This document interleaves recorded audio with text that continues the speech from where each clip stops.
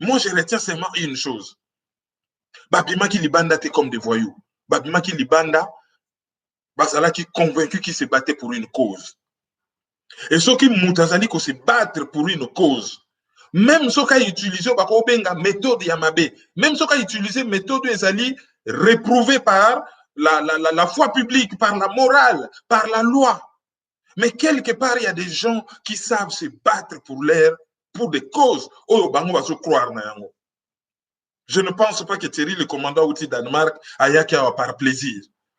Je ne pense pas qu'un jeune homme comme Curtis Minard, Curtis Oyo, à sa kota boloko makamba Congo, akoki koti kabana na ye na mwasi na ye, atiki musala na ye, ake kozwa risque.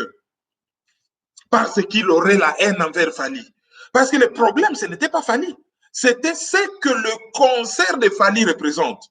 Bon, changer combo, bocha Fali, Ferré, Nyoka Longo, Kamba Nyoka. Bon, le problème, ce n'est pas l'individu Fali. Le problème, c'est les systèmes, que ce que ces concerts représentent. C'est ça le vrai problème. Alors, bazo ça la manipulation, koko sabatu na Kinshasa. Na Kinshasa, babimisi ba combattants comme des voyous. Mais ça, c'est de la distraction. Ba combattants parmi bango, il y a des intellectuels. Bango nyonso basalaka. Bango tout, presque on a yebi bango tout basalaka. Il y a des caristes, il y a des livreurs, il y a des agents de sécurité, il y a des entrepreneurs, des médecins, des juristes, des journalistes. Batouana bazana niveau de vie na bango et kokanité globalement na niveau de vie à bateau bazana Kinshasa. Surtout bateau parlement debout oyo bakena à côté les mains na siège IDPS pour na kosambela au nom du père et du fils et de la maman. Oyo soki ba lamuki na tongo et loko liboso comment va Chilombo de Nazareth. Batouana, basana niveau de vite kokanina oya ba combattant au bango bazo fustigé. Mais ce n'est pas de leur faute. Bazo manipuler bango. Les combattants se battent parce qu'ils aiment ces pays. Ce qui est des droits est commis, bah combattants ya IDPS, na basana Congo, ils y trouveront leur compte. Ce qui ba massacre sili, bah Congolais nyonso ba kosepela. Ce qui développement économique et koti, biso poids ya ko supporter mboka et ko diminuer, bango kuna na mboka ba ko koma autonome. Et lobby ape to bando kende na western nani o ndeko nanga na Kongo atini mbongo na sombela ye mutuka. Ndeko nanga atini mbongo aza na clinique na sombela ye microscope. Ndeko nanga atini mbongo aza na ferme kuna na sombela ye tracteur. Soki mboka wane se développer, au lieu que biso to banda kotinda mbongo, bango ba banda kotinda la biso mbongo atosa ye la bango ba course. Et c'est ce que nous tous nous voulons. Batouana ba na mboka baza ko se rendre compte que ba combattant balala kanzala te, balalaka na ba qualité ya bien, baza na ngungi te, baza na problème ya transporter, presque mutu nyonso aza na mwa kimbambala na ye permetaka ya se déplacer. Soki kimbambala ezali te, toza na ba transport public oyo ezali performant et que batouana bazali kobunda pona bango. Parce que Confucius alobaka que soki musapi ezolakisa sanza, moto ya mayele mokuse azotala musapi oliata la sanza.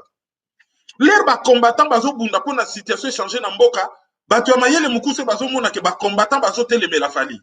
Bazo telemela Fali te au-delà de Fali. Pourquoi bato ba komo telemela kaka concert ceux qui a Fali, ceux qui nini mais pas kaka Fali te tous les musiciens. Au-delà il y a un problème. Et c'est ce problème-là que Batimiso bazo linga kotala te. Ba bimisi kombo a terrorisme. Définition terrorisme, bazo yango wapi na code pénal français. Kotumba, poubelle, et lui koloba kozali terroriste. Est-ce que yo sali attentat? Est-ce que yo tche bombe?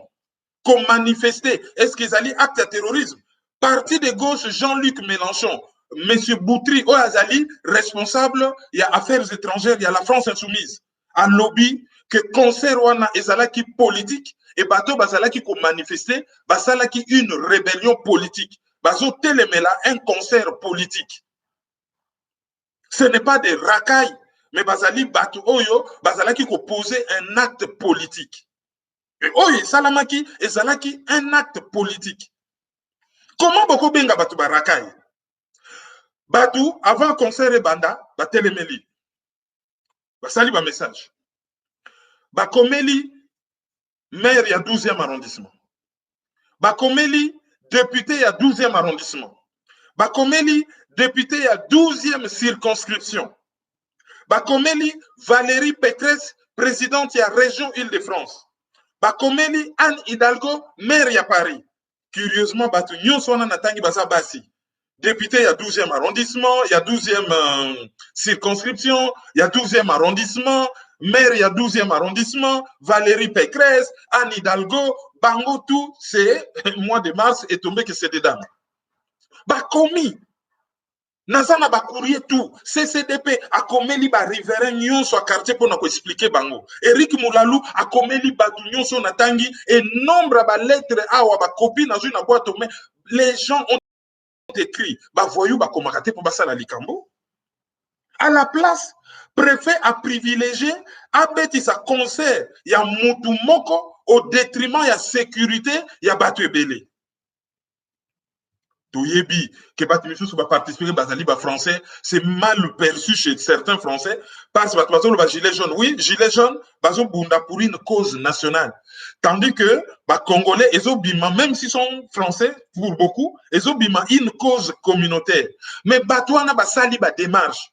Tango préfère boyi, bah, kéyi na justice, bah, continuer la démarche judiciaire. Tango justice a rejeté bango, lelo na tongo nde tozo lo baboye, procès déjà toza na jugement, bazo mema préfet na conseil d'état. Et ceux qui ba memi préfet na conseil d'état, ba victime, ba koya ko se greffer na ba koloba, ceux qui préfèrent ayokela ki ba combattant, ndembe ba oyelite, donc ba victime, ceux qui ba sangani na ba congolais ba ke na conseil d'état, préfecture azo risqué, à ko se défendre, ça c'est clair. To lobite que ba ko condamner, à cause ça peine raison. À cause ça peut ba raison na ye. Préfecture à se défendre, mais azo risqué amende ya monene. Et tout ça na contexte, il y avait élection législative. Bah, parti non sur opposition, bah, ont tiré sur ces préfets nommés par la droite.